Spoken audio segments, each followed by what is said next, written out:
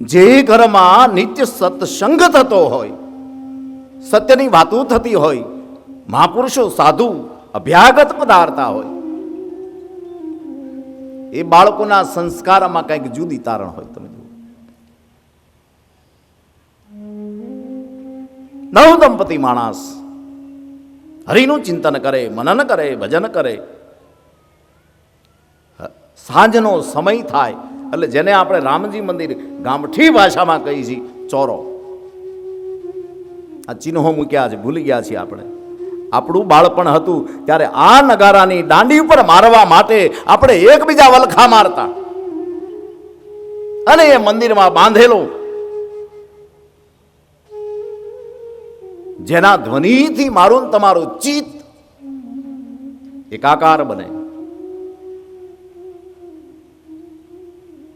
બે બાજુ બાંધ્યા, એનો એક રણકારો પડે એટલે ચિંતન વધે. સાંજ પડે, નવ દંપતી માણસ ભગવાન રામની આરાધના કરે, કૃષ્ણની આરાધના કરે.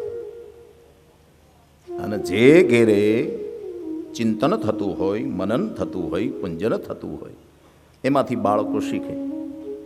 સાઈરામભાઈ, છોકરો ગાળું બોલતો હતો, પરીક્ષા નજીક હતી. બાપાએ કીધું, આવું ભણાવે છે બધા તને સ્કૂલમાં?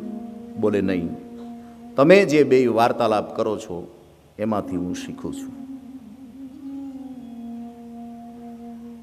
ઘરનું પણ શુદ્ધિકરણ જરૂરી છે. બાળક સમજણું થાય પછી મા બાપે ક્રોધ ન કરવું. આપણા મહાપુરુષ કે પૂજ્ય મોરારી બાપુ ઘણી વાર આપણને કહે છે, સૂતી વખતે ક્રોધ ન કરવો, ખાતી વખતે, જમતી વખતે ક્રોધ ન કરવો, સૂતી વખતે તો ઠામોકો ક્રોધ ન કરવો, અને સવારની પહેલી નીંદર હોય અને એમાંથી તમે જાગો તો ત્યારે પણ ક્રોધ ન કરવો.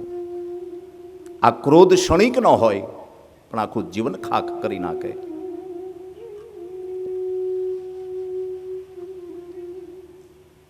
આવા ઘરે આવા મહાપુરુષોના જન્મ થાય. બે પુત્રના જન્મ થયા છે. મોટા રામભાઈ, નાનાનું નામ ધનો. એક દિવસની ઘટના. જો આપણે ત્યાં ક્રમ હતા, આપણે ગામડામાં જ્યારે રહેતા ત્યારે કોઈ વડીલો એમ કહેતા, ગાલો રામજી મંદિરે છોકરાઓ ઝાલરનું ટાણું થયું છે. વડીલોની આંગળી પકડી પકડી ચોરાના પગથિયા ન ચડાય, આમ 4 પગે થતા થતા થતા આપણે પગથિયા ચડતા. એ સમરણો, એ ચિંતનો, એ મનનો આપણા ભૂસાઈ ગયા. પણ એક દિવસની ઘટના છે. બાપાને બારગામ જવું છે. નાનો ધનો એને કીધું, જો રોજ આપણે ઠાકરને પંચામૃત ધરીએ છીએ, તુલસીનું પત્ર મૂકી ભોગ ધરીએ છીએ. આજે વારો તારો છે એને જમાડવાનો. બપોર થયું, સવારનું પંચામૃત લઈ બપોરનો થાળ ધર્યો છે. થાળમાં આપ બધા સમજી શકો ગામડામાં આપણે શું હોય. રોટલો, કાહાની થાળીમાં બાપુ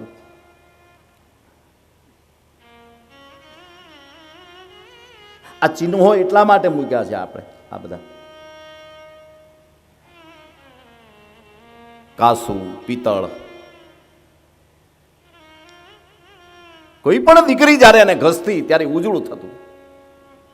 આવા પવિત્ર સંબંધ ઉજળા હતા, વાસણ જેવા.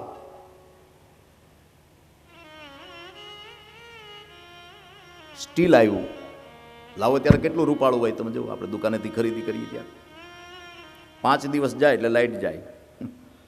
પછી ગમે એટલી રાખ ઘહો, પાવડર ઘહો, કેમિકલ ઘસો. પછી આવ્યા કાચમાં,